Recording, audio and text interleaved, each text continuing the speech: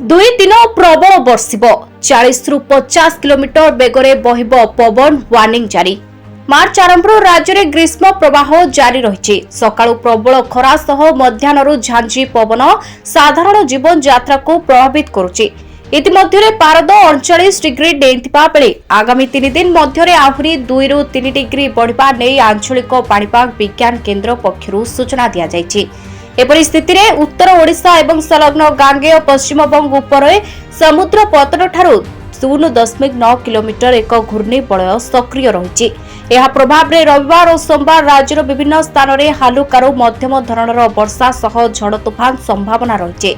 वर्षा बिजुली घड़घड़ी एवं पवन बहिबा नै मध्य सूचना जारी करा जायछि।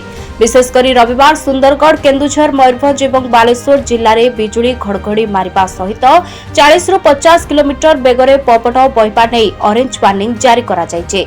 सेपरि झारसुगुड़ा देवगढ़ संबलपुर ढेंकानाल अनुगुल जाजपुर भद्रक केन्द्रापड़ा कटक खोर्धा पुरी जगतसिंहपुर नयागढ़ कंधमाल गंजाम कलाहांडी रायगड़ा गजपति कोरापुट एवं मालकानगिरी जिला को घड़घड़ी बिजुली सहित 30 रु 40 किलोमीटर बेगरे पवन बहिबा नै येलो वार्निंग जारी होइछि।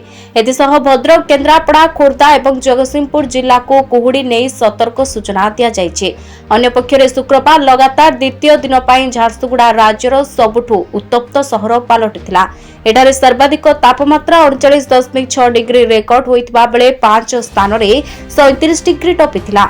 टिटलागढ़ रे 37.5 डिग्री रहितबा बेले किरै रे 37.2 डिग्री, पारलाखेमुंडी रे 37.2 degree, Dhenkanal 37.1 degree, Gopalpur 37.1 degree, Angul 36.9 degree, Hirakud 36.8 degree, Sambalpur 36.6 degree, Bhawanipatna 36.5 degree, Bhubaneswar 36.4 degree और तालचेर रे 36.4 डिग्री रेकर्ड होइछि। बालेश्वर भद्रक जाजपुर केन्द्रापड़ा खोर्धा कटक पुरी जगतसिंहपुर नयागढ़ गंजाम गजपति जिले में प्रबल गरम एवं गुळुगुळी अनुभूत होइतिला।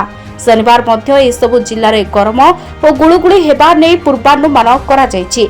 एदिसह केतक जिला को कुहुड़ी नै मध्य सतर्कर सूचना दिया जायछि। Bureau report Dashabhuja TV.